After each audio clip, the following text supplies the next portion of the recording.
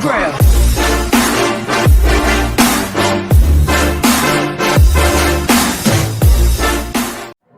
You, John Fitzgerald Kennedy, do solemnly swear I, John Fitzgerald Kennedy, do solemnly swear that you will faithfully execute the office of President of the United States that I will faithfully execute the office of President of the United States and will, to the best of your ability, and will, to the best of my ability, preserve, protect, and defend the Constitution of the United States. preserve, protect, and defend the Constitution of the United States. So help you God. So help me God.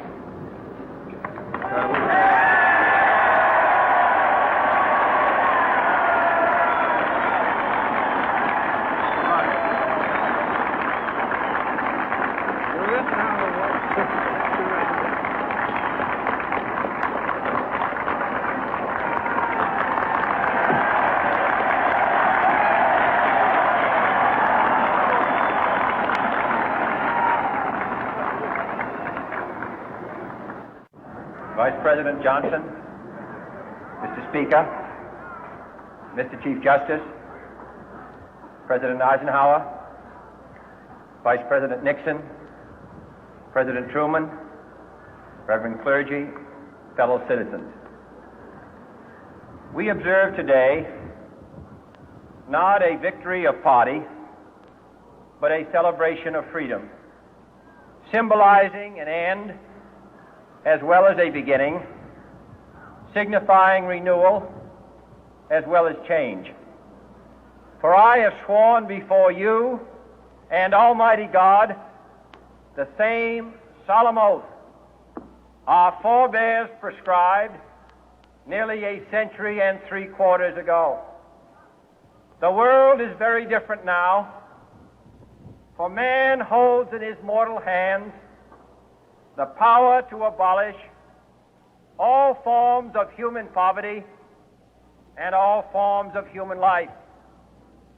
And yet the same revolutionary beliefs for which our forebears fought are still at issue around the globe. The belief that the rights of man come not from the generosity of the state, but from the hand of God. We dare not forget today that we are the heirs of that first revolution.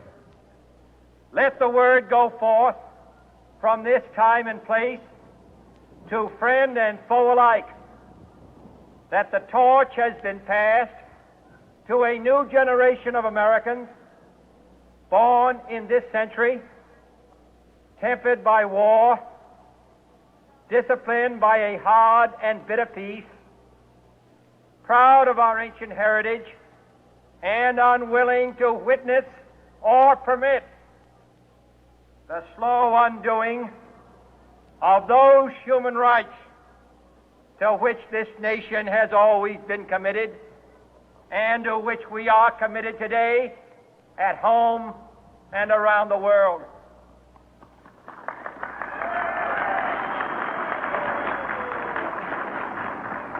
Let every nation know, whether it wishes us well or ill, that we shall pay any price, bear any burden, meet any hardship, support any friend, oppose any foe to assure the survival and the success of liberty.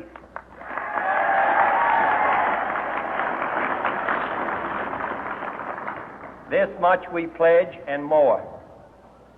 To those old allies whose cultural and spiritual origins we share, we pledge the loyalty of faithful friends. United, there is little we cannot do in a host of cooperative ventures. Divided, there is little we can do, for we dare not meet a powerful challenge at odds and split asunder. To those new states whom we welcome to the ranks of the free, we pledge our word that one form of colonial control shall not have passed away merely to be replaced by a far more iron tyranny. we shall not always expect to find them supporting our view, but we shall always hope to find them strongly supporting their own freedom, and to remember that in the past, those who foolishly sought power by riding the back of the tiger ended up inside.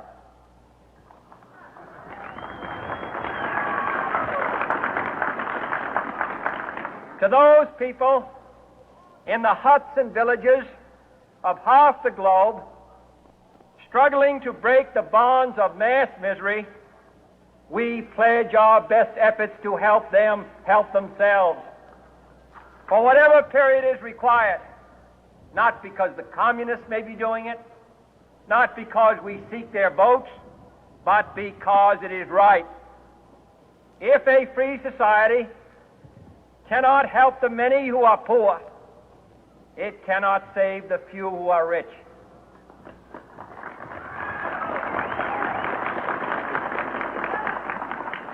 To our sister republics south of our border, we offer a special pledge to convert our good words into good deeds, in a new alliance for progress, to assist free men and free governments in casting off the chains of poverty. But this peaceful revolution of hope cannot become the prey of hostile powers. Let all our neighbors know that we shall join with them to oppose aggression or subversion anywhere in the Americas. And let every other power know that this hemisphere intends to remain the master of its own house.